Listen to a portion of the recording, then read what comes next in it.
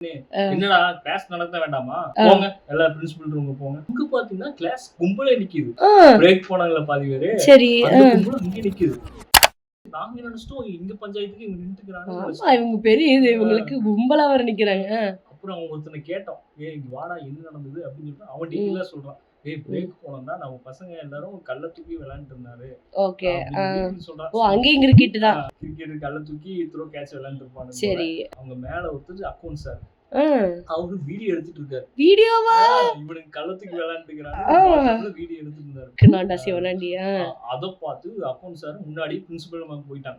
போயிட்டு பாருங்க பிரேக் விட்டா கல்லு தூக்கி அது இது உடைச்சிட்டு இருக்கானுங்க சொல்லிட்டாரு மேம். அதுக்கு தான் அவனுக்கு நிக்கிறாங்க.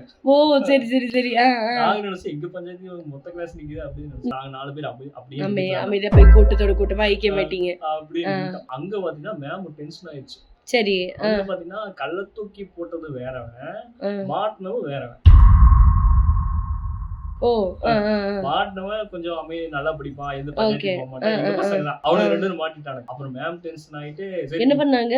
போங்கடா நீங்க போய் வீட்டுக்கு போங்க, படிக்கவும் வேண்டாம் கழட்டவும் வேண்டாம் அப்படின்னு சொல்லிட்டு வீட்டுக்கு கிளம்புங்க அப்படியே பேரண்ட்டுக்கு நான் சொல்லிக்கிறேன். சரி அப்புறம் என்ன பண்ணீங்க? பேங்க் தூக்கி கிளம்பிட்டோம். கேட் வரையும் போயிட்டோம். சரி.